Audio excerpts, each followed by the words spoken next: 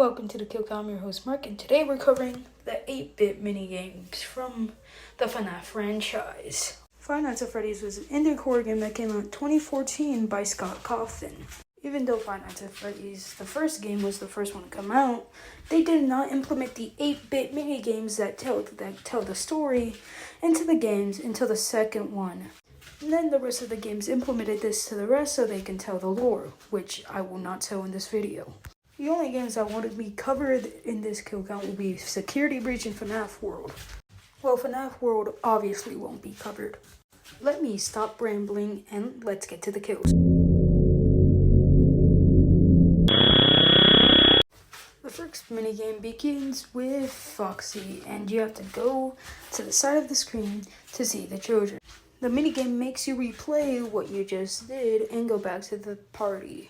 But the third time it's different with William Afton in the corner. But now you have to go. And when you go out, this time you see all 5 children dead. What a shocker. And this minigame ends up with a Foxy jump scare.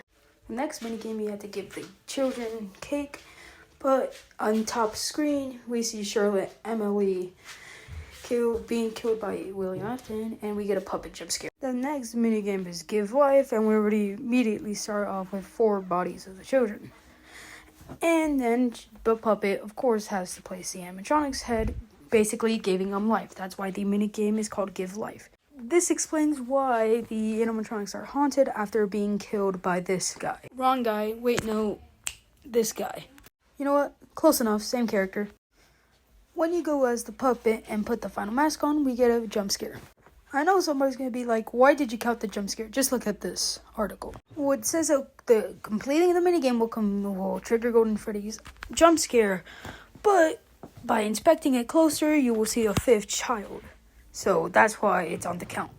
Anyways, we move on to the next minigame as Freddy's following the puppet. And then we see this body. And then a couple minutes later, we see another random body. Jesus Christ. Now we moved on to the FNAF 3 minigames. You control as Freddy and start walking all around the place. As you see text saying follow them. And as you get closer, you'll get stuck to an area you won't be able to leave. As then, William Afton will come down and dismember you. Then you move on to Bonnie, that will obviously suffer the same fate as Freddy, as William Afton walks up to you and dismembers you. The same will happen to you as Chica.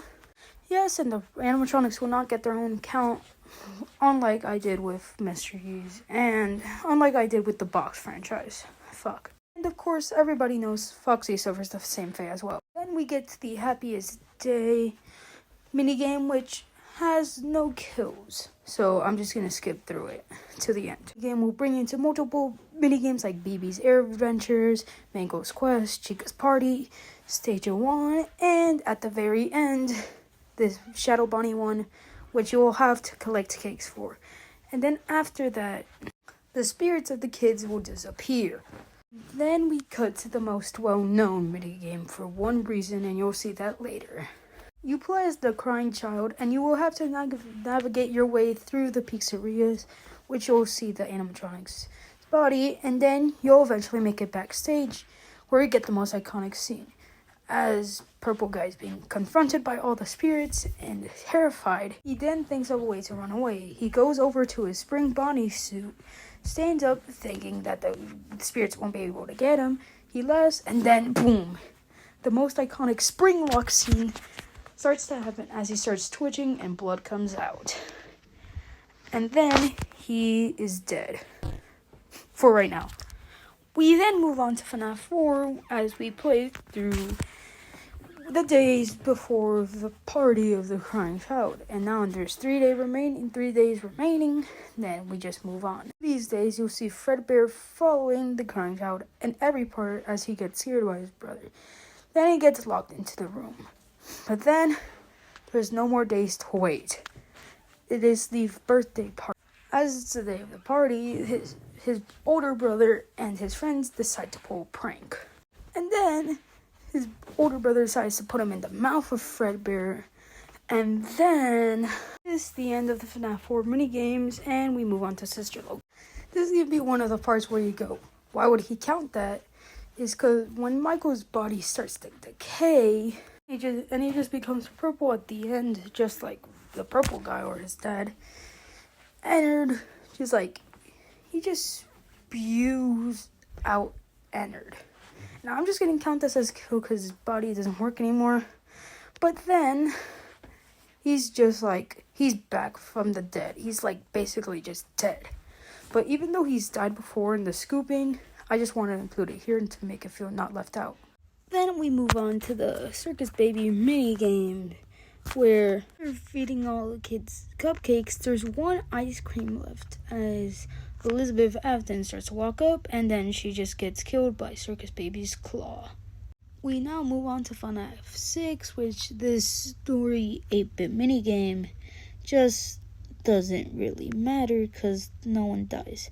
But if you do want to hear what about the story, if you do want to know the lore, just watch Matt Pat.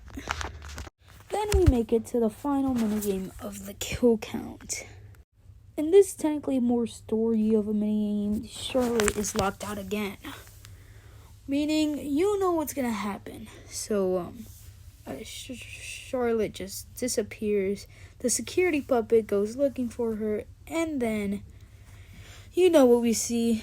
We see the body of Charlotte, Emily. What? Even though we already counted her before, we're just going to count her again. Because I don't believe in consistency. As you heard, I don't believe in consistency. Wait, what's that? We got to go out of editing mode.